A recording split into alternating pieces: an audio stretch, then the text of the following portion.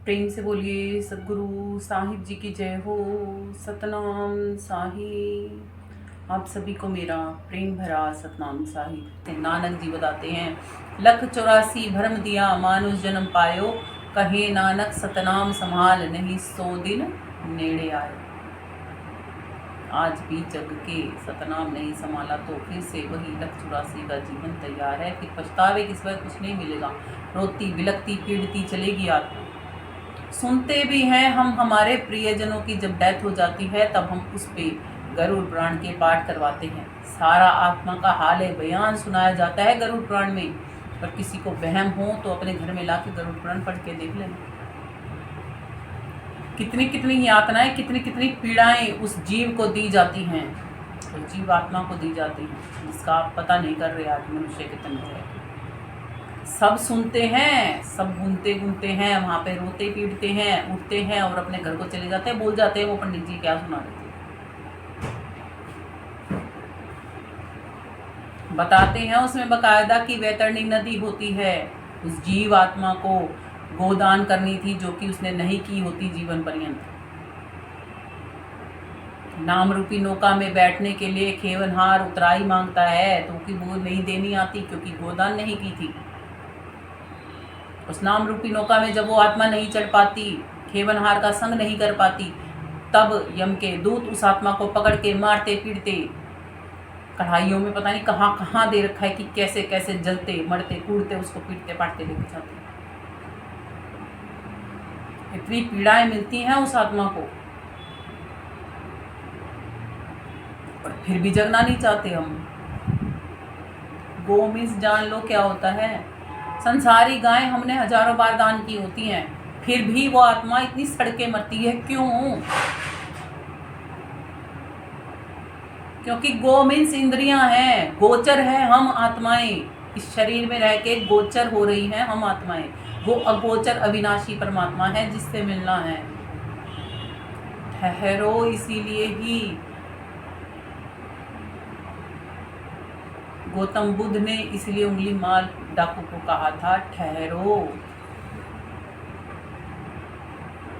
ठहरो, ठहर के देखो कहाँ जा रहा है ये जीवन।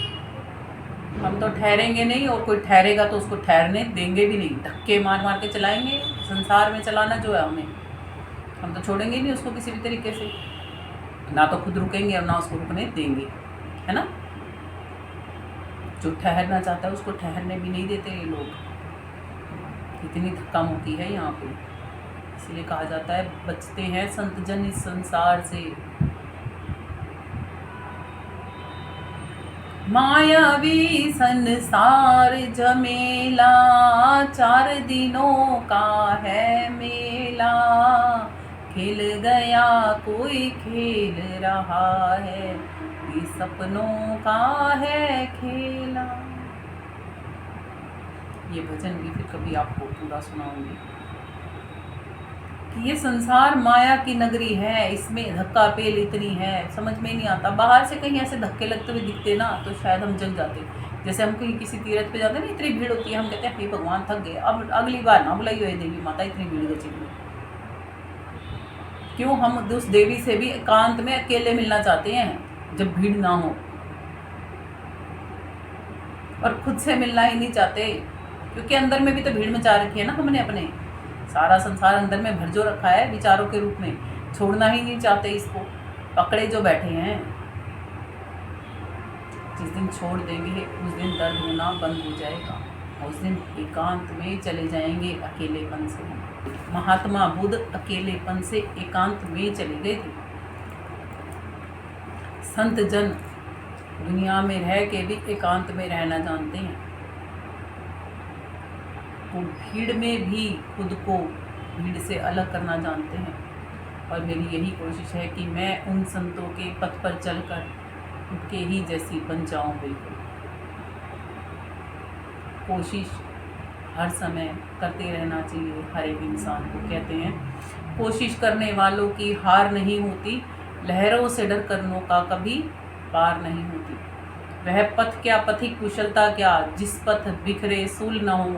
नाविक की धैर्य परीक्षा क्या, जब धाराएं प्रतिकूल न हो। बाधाएं बांध नहीं सकती मरकर जीने वालों को, मुश्किलें रोक नहीं सकती आगे बढ़ने वालों को। इसीलिए ही जो ये पथ चुनते हैं, मुश्किलें बहुत आती हैं जीवन में। मैं ये नहीं कहूँगी कि भक्ति का पथ बहुत आसान है, सरलता से पार कर जाओगे, क्योंकि आपके परिवारजन ही आपको इस पर चलने नहीं देते। सबसे बड़ी मुसीबत यही होती है। आप खुद को तैयार कर सकते हो, दूसरों को तैयार नहीं कर सकते, क्योंकि दूसरी आत्माएं अपने कर्म करने के लिए स्वयं से स्वतंत्र हैं। आपकी गुलाम, आपकी बाउंड नहीं है कि आपके अकॉर्डिंग टू चल पड़ेंगी। सबसे मुश्किल इसीलिए होता है क्योंकि उनके संग में जीवन भी जीना होता है और प्रभु बंदगी भी करनी होती है। मुख से कुवचन इतने बोलेंगे कि आप बर्दाश्त नहीं कर पाओगे, फिर भी आप चलोगे तो फिर भी चलना दुब्बर कर देंगे। सब रिश्तेदारों को, सबको भड़का देंगे। कहीं पर भी जाओगे ना, आपको ऐसा फील करा देंगे कि जैसे आप कोई गुनाह कर रहे हो और वो सही कर रहे हैं। मगर आपकी आत्मा अंदर बैठी हुई वो आपको एक आवाज़ ज़रूर देती रहती है, करने दे जिसको जो कर रहा है, तू सही रास्ते पे है, अपना रास्ता मत छोड़ना। करने दे जिसको जो कर रहा है, तू सही रास्ते पे है, अपना रास्ता मत छोड़ना। और वो आत्मा कभी कभी बीच बीच में इतना थक जाती है ये सब कुछ सहते सहते कि उसको ये लगता है कि इससे तो जीवन ही ना होता।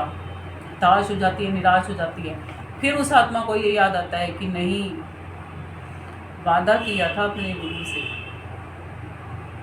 नहीं छोड़ूंगी ऐसे। वादा किया था अपने माता पिता से कि भक्ति कमाना नहीं छोड़ूंगी, संसार भले छूट जाए।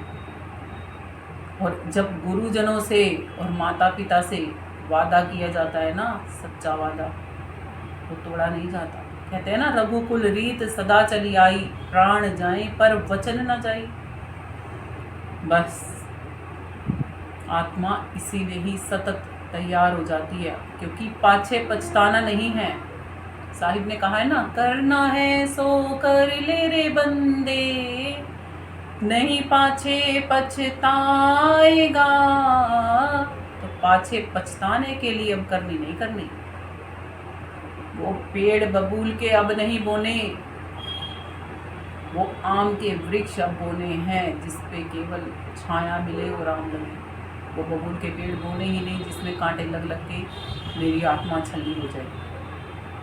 और जल्दी ही वो वक्त आएगा कि ये कांटे सब सूख जाएंगे, जर्जर होके झड़ के गिर जाएंगे, जब मैं इन कांटों को पानी ही नहीं दूंगी तो। और सींचूंगी अपने उस आम के वृक्ष को, तो वो फल ना देगा ऐसा नहीं हो सकता। समय जरूर लग सकता है, मगर फल नहीं आए ऐसा कभी नहीं हो सकता। क्योंकि जब जिस चीज़ पे करनी की जाती है उसका फल वैसा ही जरूर पक्का मिलता है। आज आप बुरा दूसरों के लिए कर रहे हो, बुरा बोल रहे हो, बुरा सोच रहे हो, बुरी उसको करनी करके दिखा रहे हो, कल को वही आपको वापस मिलेगा। अगर मैं अच्छा करूँगी तो मुझे अच्छा मिलने से कोई नहीं रोक सकता, और आप बुरा करोगे तो आपको बुरा मिलने से कोई नहीं रोक सकता।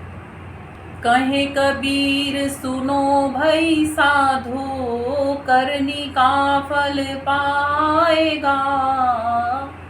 जो करोगे वो करनी का फल पाओगे, ये साहिब खुद कह रहे हैं। चाहे गुरु की करनी हो या चेले की। गुरु की करनी गुरु भोगेगा और चेले की करनी चेला रे साधो भाई, चेले की करनी चेला। एक डाल दो पंछी रे बैठे, कौन गुरु कौन चेला हो। गुरु की करनी गुरु भोगेगा, गुरु की करनी गुरु भोगेगा, चेले की करनी चेला रे साधो भाई, चेले की करनी चेला। चेले की करनी चेले को ही भोगनी पड़ेगी। और ये गुरु और चेले की बात नहीं है, तमाम दुनिया में जो भी, चाहे वो पति पत्नी है, चाहे वो बहन भाई हैं, चाहे वो कोई भी रिश्ता क्यों नहीं है, हर एक आत्मा को अपनी करने का फल मिलेगा।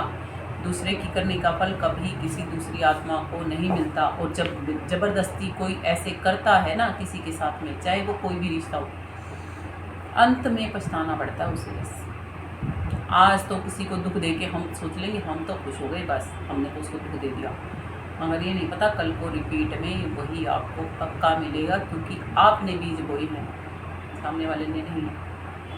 अगर आपको कुछ बुरा लगा हो तो मुझे छोटा जानकर क्षमा कर दीजिएगा।